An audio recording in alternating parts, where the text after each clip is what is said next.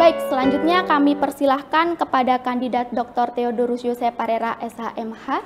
Waktu dan tempat kami persilahkan. Ya, terima kasih. Selamat siang. Yang pertama yang saya hormati dan saya kagumi, Profesor Suteki, terima kasih mau ikut hadir untuk bersama-sama dengan kita dan teman-teman semua. Dimanapun Anda berada, salam Pancasila dan salam sehat untuk kita semua. Selalu jaga kesehatan di rumah Indonesia yang kita cintai. Pertama adalah saya ingin mengatakan sebagai manusia, tentunya setiap manusia itu mempunyai keinginan.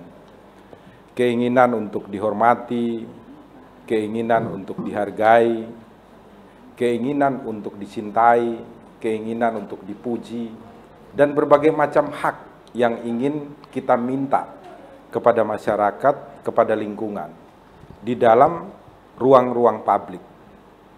Tetapi, apabila manusia ini didudukkan untuk menulis daftar panjang tentang kewajibannya dia kepada orang lain, kepada masyarakat, atau kepada golongan orang-orang yang lain, maka pada umumnya itu mereka menjadi enggan untuk melakukan itu. Kenapa? Karena manusia diliputi oleh keinginan-keinginan yang besar, tetapi keinginan-keinginan mereka ini ketika diganggu oleh orang lain, mereka menjadi tidak menerimanya.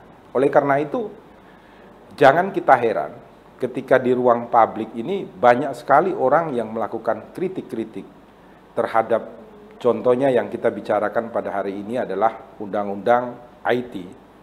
Tetapi ketika orang yang selalu mengkritik ini suatu saat nama baiknya dicemarkan oleh orang lain atau merasa dirugikan oleh orang lain, maka dia sendiri tidak akan segan-segan untuk menggunakan aturan perundang-undangan yang ada ini untuk menuntut hak-haknya.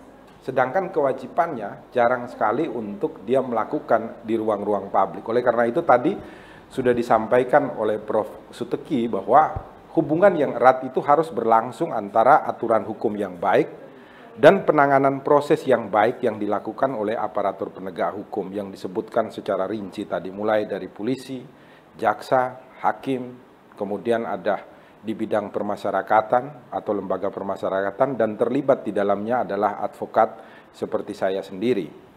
Nah, yang menjadi masalah bagi kita semua adalah persoalan bahwa hukum ini pada saat ini sering dikaitkan dengan perasaan. Perasaan jengkel, perasaan tidak terima, perasaan yang bisa berubah-ubah setiap saat. Saya contohkan ketika saya perasaannya enak, maka dikatain orang seperti apapun saya tidak mengambil tindakan. Tetapi ketika perasaan saya tidak enak karena sesuatu hal, maka hal-hal yang kecil saja itu dapat membuat saya kemudian menempuh langkah hukum atau melakukan segala sesuatu yang kebetulan pada saat ini berhubungan dengan Undang-Undang IT untuk memproses orang-orang yang melakukan sesuatu di ruang publik dan tidak bisa saya terima.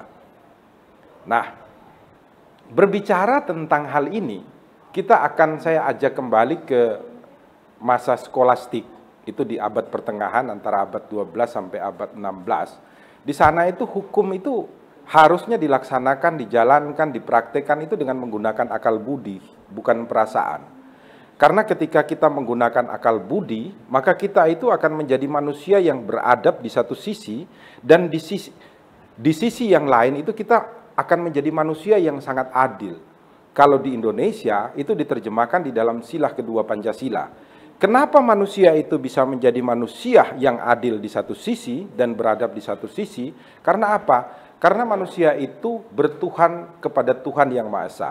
Entah dengan agama apapun atau dengan ajaran agama apapun. Silah pertama Pancasila memerintahkan itu. Maka ketika kita itu bertuhan, kemudian kita itu menjadi adil dan beradab di dalam sila kedua, maka tentunya kita akan menjaga persatuan kita sebagai umat manusia di dalam aneka ragam kemajemukan kita, sebagaimana perintah sila ketiga Pancasila.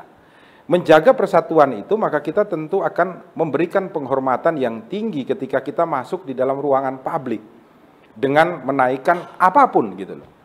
Karena ketika masuk di dalam ruang publik, maka penafsiran-penafsiran yang diberikan oleh ruang publik kepada sebuah konten yang kita naikkan, itu sudah tidak bisa kita batasi lagi. Ada pihak-pihak yang suka, ada pihak-pihak yang tidak suka, merasa terhinakan, dan lain sebagainya. Untuk menjaga persatuan bangsa dan negara ini, maka sila ketiga Pancasila itu diimplementasikan juga melalui perundang-undangan, dalam hal ini adalah Undang-Undang IT.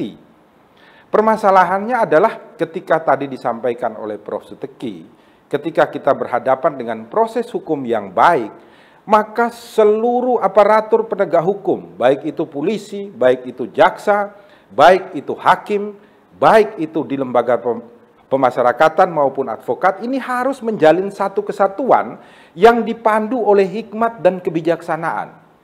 Hikmat dan kebijaksanaan di dalam membaca peraturan hukum yang baik ataupun yang buruk untuk diproses secara baik. Ini adalah perintah daripada sila keempat Pancasila. Sebenarnya sila keempat Pancasila ini memerintahkan kepada para aparatur negara, khususnya presiden, DPR, kemudian ada bupati, gubernur, untuk membuat peraturan-peraturan yang baik, yang dipandu hikmat kebijaksanaan. Tetapi tentunya kita juga tidak bisa yakin bahwa aturan-aturan yang dibuat itu nanti adalah menjadi baik gitu loh. Oleh karena itu tadi, ketika masuk di dalam proses, maka aparatur penegak hukum ini harus benar-benar orang yang bertuhan, orang yang adil, orang yang beradab, sehingga dia mampu untuk membaca semuanya dalam kesatuan. Tujuannya apa? Tujuannya agar kita yang lahir berbeda-beda di dalam situasi, suasana, tempat tinggal, dan lain sebagainya ini mampu untuk mencapai keadilan. Keadilan yang apa? Keadilan yang bersosial bagi kita semua di dalam kehidupan bangsa dan negara kita. Oleh karena itu, Presiden Republik Indonesia Pak Jokowi ketika mendapatkan banyak kritik dan masukan dari elemen masyarakat, baik itu dosen, profesor, pakar-pakar hukum, ulama, dan lain sebagainya, di dalam penegakan hukum yang berkaitan dengan Undang-Undang IT, maka kemudian Presiden memerintahkan kepada Kapolri baru untuk mengambil langkah. Langkah yang apa? Langkah yang sangat-sangat adil di dalam mempraktekkan bagaimana penegakan hukum itu dijalankan, khususnya oleh Kepolisian Negara Republik Indonesia. Maka tadi sudah dijelaskan oleh Prof. Suteki mengenai surat edaran yang dikeluarkan Kapolri nomor 2. Ingin saya lengkapi sedikit bahwa di dalam surat Kapolri tersebut, Kapolri memerintahkan kepada seluruh penyidik yang ada di Indonesia, ketika mereka menerima pengaduan-pengaduan tentang pelanggaran-pelanggaran Undang-Undang IT, maka yang pertama harus dilakukan oleh para penyidik adalah mempelajari terlebih dahulu apakah konten yang dinaikkan di media sosial atau di ruang publik tersebut merupakan sebuah kritik. Apakah merupakan sebuah hoax? Apakah merupakan sebuah masukan kepada pemerintah? Apakah merupakan pencemaran nama baik? Ini harus dipilah terlebih dahulu dan dilakukan secara bersama-sama. Oleh karena itu di dalam surat edaran ini ada perintah kepada seluruh penyidik yang menangani Undang-Undang IT di seluruh Indonesia agar mereka selalu mengadakan gelar perkara dengan Bareskrim khususnya bidang cyber. Pelaksanaan gelar perkara ini harus dilakukan secara kontinu dan terus-menerus dengan melibatkan pula unsur masyarakat, baik itu dosen, baik itu ulama, baik itu orang-orang yang terkemuka di dalam masyarakat, sehingga nantinya dapat dicapai sebuah kesepakatan tentang sesuatu hal yang diadukan, baik itu pencemaran nama baik dan lain sebagainya, yang bersifat sara dan lain sebagainya. Oleh karena itu, kalau tadi dikatakan oleh Prof. Suteki bahwa ketika ada permintaan maaf dari seorang tersangka, maka perkara itu bisa dihentikan, betul. Itu apabila disetujui oleh si korban. Tetapi, apabila korban tidak menyetujui permintaan maaf yang dilakukan oleh tersangka, maka di dalam surat edaran tersebut Kapolri memerintahkan kepada seluruh penyidik untuk tidak melakukan penahanan. Khusus untuk pasal-pasal yang memenuhi ketentuan pasal 21 KUHP. Tentang apa? Tentang boleh ditahan atau tidak ditahannya. Pasal-pasal khusus dan pasal-pasal yang ancamannya di atas 5 tahun. Oleh karena itu, apabila seorang tersangka Undang-Undang IT meminta maaf, korban tidak memaafkan, perkara tetap digulirkan ke kejaksaan untuk dilakukan dakwaan dan penuntutan, tetapi di pihak kepolisian dilarang untuk melakukan sebuah penahanan. Nah, saya sedikit ingin mengajak teman-teman yang hadir pada diskusi kita siang hari ini untuk melihat beberapa ketentuan pasal yang dipermasalahkan. Umpamanya saya contohkan pada pasal 26 ayat 3. Setiap penyelenggara sistem elektronik wajib menghapus informasi elektronika dan atau dokumen elektronika yang tidak relevan yang berada di bawah kendalinya atas permintaan yang bersangkutan berdasarkan penetapan pengadilan. Kenapa di dalam pasal 26 dimasukkan berdasarkan penetapan pengadilan? Karena di sini tidak semua konten yang diunggahkan itu kemudian merugikan ruang publik, merugikan kehidupan bangsa dan negara. Karena kadang konten itu justru memberikan edukasi. Justru konten-konten tersebut kemudian memberikan wacana kepada kita untuk berdiskusi secara baik di dalam ruang publik untuk membawa Indonesia menjadi baik. Tetapi ada kemungkinan ada golongan masyarakat, ada orang-orang tertentu yang tidak menerima konten itu dinaikkan di media sosial untuk dilihat banyak orang. Karena kemungkinan konten tersebut akan merugikan kinerja mereka dan lain sebagainya. Oleh karena itulah, maka untuk menghapus konten tersebut dari media sosial yang bisa dilihat oleh seluruh masyarakat Indonesia harus ada putusan pengadilan. Kenapa harus ada putusan pengadilan? Karena putusan pengadilan di Indonesia itu di mukadimahnya dikatakan berdasarkan keadilan yang berketuhanan yang Maha Esa. Jadi Tuhan itu diambil alih oleh Yang Mulia Majelis Hakim untuk mendudukan diri kemudian menilai apakah konten tersebut baik atau tidak untuk tetap ditampilkan di ruang publik. Jadi menurut pendapat saya, pasal 26 ini tidak perlu dipermasalahkan karena pasal ini relevan. Relevan untuk Indonesia, Indonesia yang bertuhan, Indonesia yang dipimpin oleh Pancasila.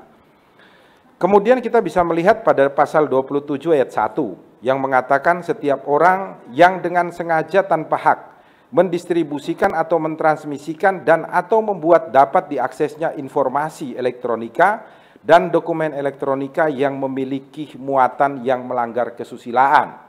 Ini juga menjadi polemik atau masalah di hadapan kita. Jadi kritik terhadap pasal ini adalah begini. Kita tidak dapat melepaskan seni kemanusiaan, seni kehidupan kita yang berkembang juga ketika agama begitu mendominasi daripada kehidupan di Eropa pada saat itu, kemudian ada perlawanan dengan menampilkan budaya-budaya dasar. Ketelanjangan yang menjadi ruang-ruang seni tersendiri yang kemudian juga akan dipamerkan di dalam ruang publik. Oleh karena itu, ketika ruang-ruang publik ini digunakan untuk menampilkan tubuh kita yang indah dan lain sebagainya, dalam rangka sebagai sebuah seni, maka itu tidak dapat dikatakan melanggar kesusilaan. Karena pasal ini menjadi pasal karet. Kalau ada saya yang kemudian memakai Instagram saya untuk menaikkan saya hanya memakai pakaian yang sangat minim, tetapi saya berada di Bali, untuk kemudian menunjukkan keindahan Bali dan keindahan tubuh saya, tanpa maksud untuk merusak ruang kesusilaan di dalam ruang publik, maka ini tidak perlu untuk dijadikan sebuah dasar bagi orang-orang yang tidak suka untuk kemudian dapat menuntut saya ke muka pengadilan atau ke Kepolisian Negara Republik Indonesia untuk kemudian memproses saya dengan menggunakan pasal 27 ayat 1. Atau saya menaikkan gambar-gambar yang indah untuk menunjukkan bahwa ada seorang seniman di kota Semarang yang mampu menggambarkan tubuh seorang perempuan secara indah, tubuh seorang laki-laki secara indah, yang dalam bentuk ketelanjangan, untuk saya tampilkan sehingga orang mampu untuk menghargai sebuah seni. Oleh karena itulah maka dikeluarkan oleh Kapolri yang namanya Surat Edaran Nomor 2 agar Kepolisian Negara Republik Indonesia itu mampu secara cermat membaca ini menyentuh rasa kesusilaan masyarakat dan mengganggu atau tidak. Maka dilibatkan berbagai pihak untuk duduk bersama-sama membicarakannya secara baik. Berikutnya juga saya ingin menyampaikan pasal 27 ayat 3. Ini mengenai pencemaran nama baik dan muatan penghinaan. Setiap orang tentunya tidak ingin dihina, tidak ingin dicemarkan nama baik. Kita melihat kasus ketika ada seorang ibu yang kemudian memberikan kritik kepada sebuah rumah sakit yang tidak memberikan pelayanan yang baik. Pada saat itu kemudian dia diproses, ditahan, diputus bersalah.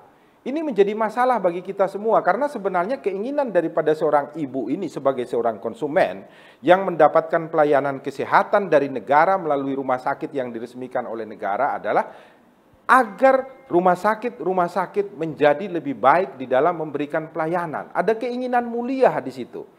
Tetapi karena saat itu kita belum memiliki surat edaran yang memberikan petunjuk kepada anggota kepolisian di dalam melaksanakan proses penyelidikan dan penyidikan, yang terjadi kemudian adalah proses yang sewenang-wenang.